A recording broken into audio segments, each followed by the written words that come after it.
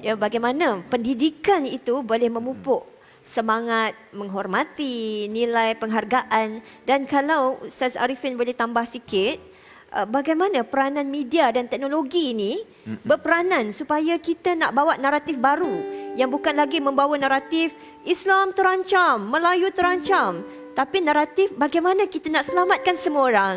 Kita sayang semua warga negara. Kita nak bangunkan potensi semua. Sebab kita nak bangunkan negara yang lebih bersatu padu, kukuh, sayang, hormat dan nilai-nilai teras itu dibangunkan. Silakan. Okey. Saya suka memulakan perbincangan dalam ruang ini untuk melihat kembali agenda Malaysia Madani yang digagaskan oleh Yang Berhormat Datuk Seri Dr. Anwar Ibrahim, Perdana Menteri kita. Kerana kami di IDE kita telah menerbitkan buku, membantulah Datuk Seri Anwar menerbitkan buku ini, iaitu Membangun Negara Madani. Jadi buku inilah yang Berhormat Datuk Seri Anwar Ibrahim angkat sebagai polisi negara yang dinamakan Membangun Malaysia Madani. Dalam elemen Malaysia Madani, menariknya di situ ialah yang seperti yang Doktor sebut tadi. Ada dalam 4 elemen yang ada kait khusus dengan isu perpaduan. Pertama ialah kesejahteraan, yang kedua adalah hormat, ketiga keyakinan, yang keempat ihsan. Jadi ini ramuan utama yang saya fikir mendasar kepada apa yang kita sebut tadi sebagai peace education, budaya pendidikan dalam soal perpaduan ini. Dan pendidikan ini dia mesti bermula dengan budaya ilmu.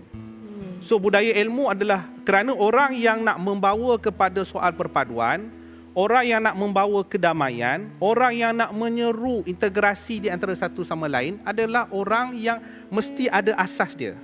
Asasnya itu adalah budaya ilmu. Dan kepentingan ilmu ni Allah Subhanahu Wa Taala pilih dalam banyak-banyak ayat dalam Al-Quran.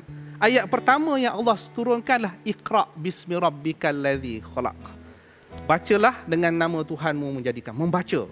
Jadi adik-adik yang di depan saya ni dan penonton di rumah, kita kerana ada semangat membaca.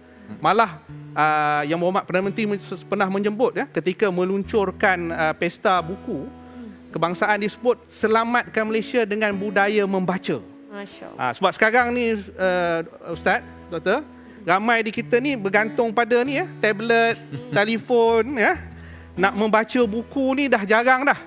Malah kalau orang dulu-dulu, buku ni ada aroma dia.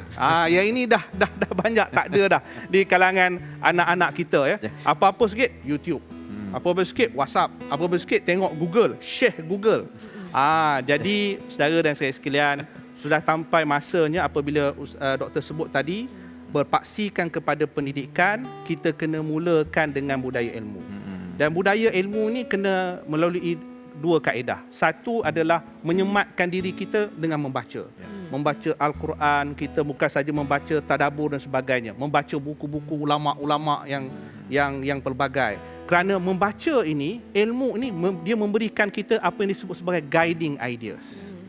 Jadi dengan ada kefahaman inilah barulah melahirkan masyarakat yang bertamadun.